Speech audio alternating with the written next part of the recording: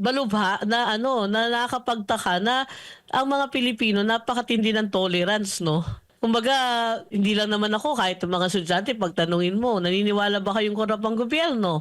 Magtataasan lahat ng kamay. Pero ang susunod na tanong, "Meron ba kayong gustong gawin para itigilan ito?" Yun kokonti na yung magtataas ng kamay. Lahat tayo ay naniniwala na korap ang gobyerno, pero dahil sa siguro posible sa takot din natin 'no, kasi parang ano, parang ngayon kapag lalaban ka sa gobyerno, ito yung mangyayari sa'yo, malalagay ka sa masamang, lagay 'no, puwedeng manganib yung buhay mo, manganib yung propesyon mo. Pero tingin ko sa mga susunod na mga araw dapat na merong mag-step up, kasi kailangan ng hindi na gano'n maging ka-tolerant yung mga Pilipino sa nangyayaring korapsyon sa gobyerno.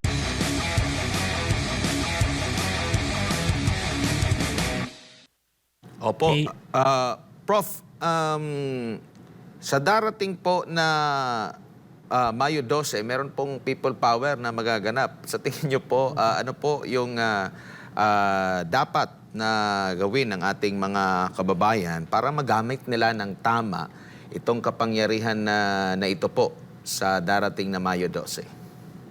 Ayan po, sa aming panig po, sa panig ng akadim, sinusubukan po namin na mag-educate 'no, i-reach out yung mga tao para maturuan sila kung paano mag-identify ng mga tamang mga tao na ilalagay nila sa gobyerno, okey? Pangalawa, sana itong mga taon bayan naman ay matutong magmatsyag 'no. Tignan nila yung mga tao na napakarami ng poster, napakadaming perang ginagastos sa eleksyon, alam na 'yan. 'Pag naupo 'yan, alam nila na babawiin nila yung mga ginastos nila nung panahon ng eleksyon, okay. Pangatlo, ini-encourage ko dito yung mga millennials, mga Gen Z, kasi ito yung magiging kinabukasan ng ating bayan, kasi yung napakalaki ng percentage nila pagdating sa voting population. Kasi kung titignan natin, posibleng magkaroon ng pagbabago kung ang mga kabataan natin na mulat, no, ang mga kabataan natin na nabigyan ng tamang edukasyon ang magpapasya kung ano ang talaga, sino dapat talaga ang maupo. Kasi kung titignan natin nung mga nakalipas na panahon na hindi gaanong nakikisama sa pagboto ng mga kabataan natin, nakikita naman natin naging resulta ng eleksyon, 'di ba? Kaya talaga dapat ma-empower yung mga kabataan na ilabas yung kanilang kapangyarihan para pumili ng 12 senador 'no, na magiging tama. Kasi napakalakas na kapangyarihan ng Senado.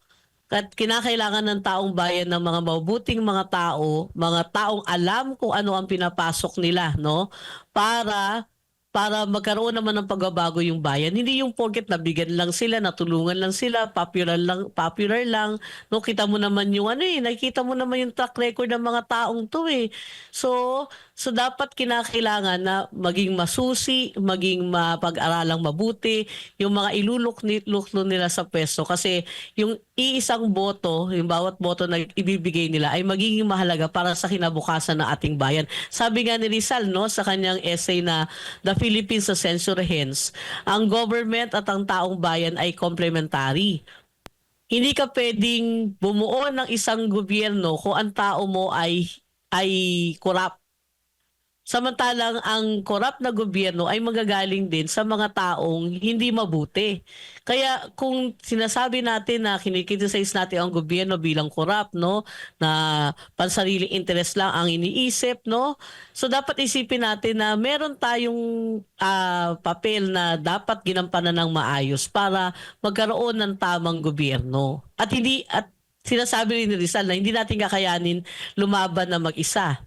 Ang sinasabi niya sa kanyang essay na Letter to the Young Women of Malolos, kung gusto mong lumaban, hindi ka puwedeng lumaban mag-isa. Kinakailangan mong educate yung mga kasama mo, yung mga kababayan mo para magkaroon ng isang malakas na paglaban. Opo.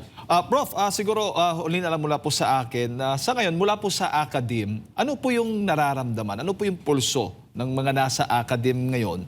Hinggil nga po dito sa gobyerno natin ngayon, sa estado ng Pilipinas sa ngayon. Kami sa academe paulit-ulit namin iniisip na ano kaya kung mag-reincarnate na si Rizal, 'no? Ano kaya kung magkaroon ng matinong gobyerno, 'no? Kasi ramdam mo naman sa kasalukuyang panahon kung ano yung naibubunga ng gobyerno natin, ang taas ng inflation rate. 'Di ba? Kaya kung mismo kami sa academe, dama namin kung gaano kahirap ang sambayanan dahil sa pagtaas ng presyo ng bilihin sa salukuyang panahon. At nakita mo kung gaano kagarbo ang paumudo din, ang mamumuhay din ng ating mga tao sa gobyerno, 'di ba? Yung birthday na 100 million, 'di ba? Na nagkaroon pa ng pag-upa ng entertainer galing sa ibang bansa, no? Hindi ito yung uri ng leadership na deserve ng mga Pilipino. Tapos nakikita naman natin ngayon yung problema, no, ng mga sistema ng gobyerno, yung labanan ng panig ng Marcos laban sa Duterte, yung political instability ng gobyerno natin dahil sa hilwaan sa politika. Ang mag-suffer niyan yung mga pangkaraniwang Pilipino na umaasa lang na akinset katapusan.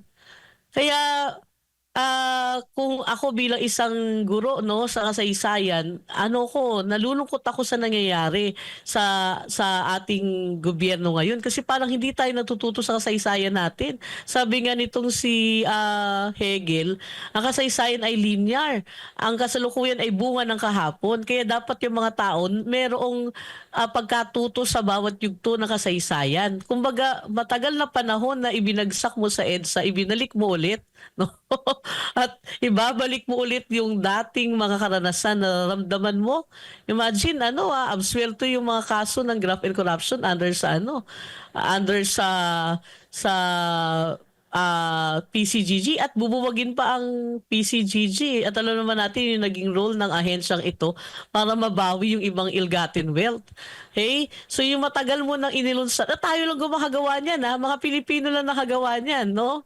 Yung binagsak mo na, ibinalik mo ulit, no? Okay?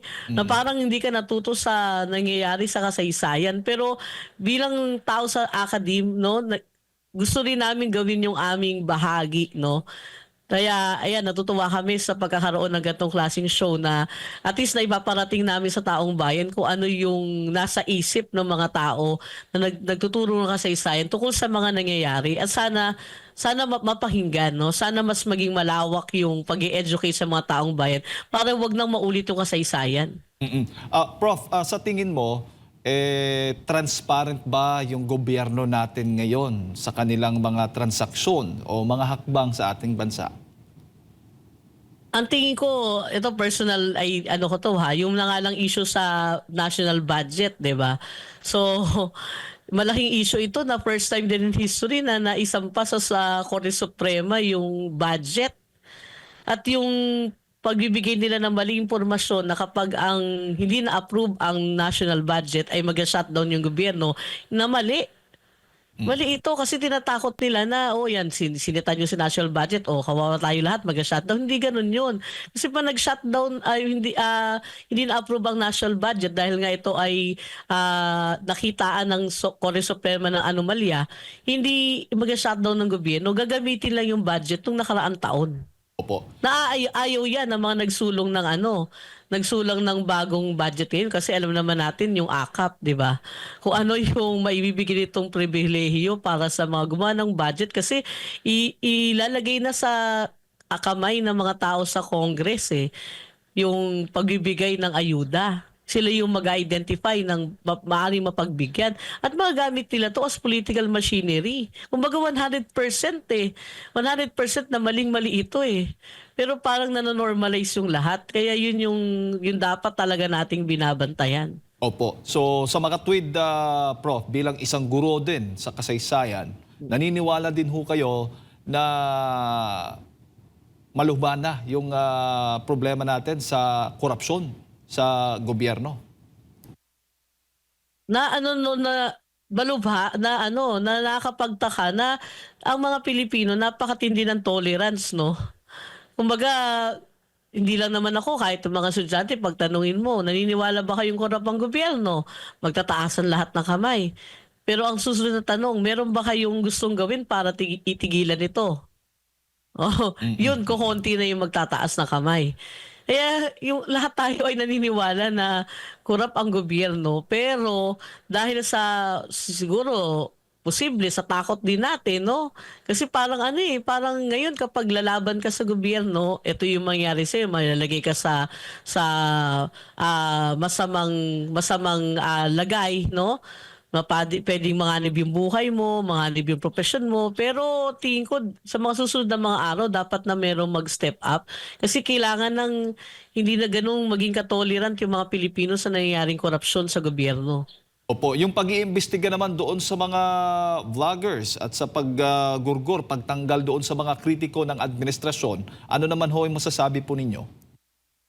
Nanonood ako ng ng hearing, pero parang wine-weaponize ng lower house yung kanilang kapangyarihan mag-imbestiga para kung sino man yung lumalaban sa kanila, naging isa-isa, eh. Halimbawa, itong vlogger na 'to kalaban ko, tatanungin ko siya, gagamitin yung kapangyarihan ko para mag-declare, iko-contempt ko 'to.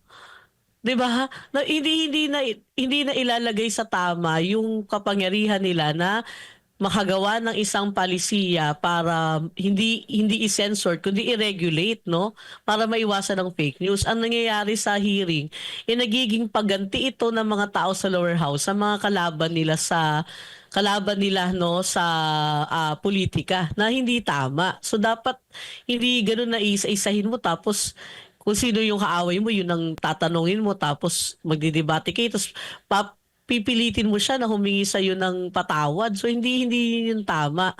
So dapat posible na hindi mismo yung mga tao na sangkot na sa lower house ang dapat inilalagay dun sa posisyon na yun. Dapat meron sigurong binuo silang committee na non-partisan. Kasi kitang-kita mo na may kinikilingan, eh. At ayan na naman, kung ganyan ang klaseng sistema, imbis na magkaroon ng mabuting regulasyon, matatakot lang yung mga vlogger na umattend. Dahil nga talagang tinitira nila ang husto. So walang mangyayari diyan, magsasayang na naman tayo ng pondo ng taong bayan sa oras, 'no, sa mga pagkain, 'no, na dapat nilalaan ng lower house sa isang mas makabuluhang bagay. Prof, huli na lang talaga. Dahil siyempre bilang isang guro din nasa academe, yung security ba, yung safety po ninyo, lalo na yung mga estudyante, mga guro, mga kapitbahay nakakausap po ninyo, ano po ang inyong nararamdaman? Kayo ho ba ligtas kayo? Nakakaramdam kayo na ligtas kayo kahit lumabas kayo ng bahay, alam niyong ligtas kayo sa panahong ito? Ako naman personally, although may narinig ako nakikita ko, 'no, at sinusubukan kong i-triangulate na may maraming mga tao, 'no, lalo na mga bata ang nawawala, 'no. Nagugulat ka diyan sa nangyari dito sa nakikita mo na nanawagan sa social media na nawawala. Okay. Kaya ako nagkaroon din ako ng takot para sa mga anak ko na kinakailangan palaging mabantayan kasi nga nakikita ko na laging maraming nananawagan nawawala. Okay. Tapos, makikita rin natin ngayon na ito lumalala rin naman yung mga kaso ng krimen kagaya ng mga hold up, mga pagnanakaw. Sa gobyerno malala na nga 'yan, 'di ba? Sa kalsada lumalala din. Kaya talagang nandun talaga din yung agam-agam na kailangan talaga mag-ingat. Kasi baka nasa paligid lang talaga natin yung kawalan ng security. Okay?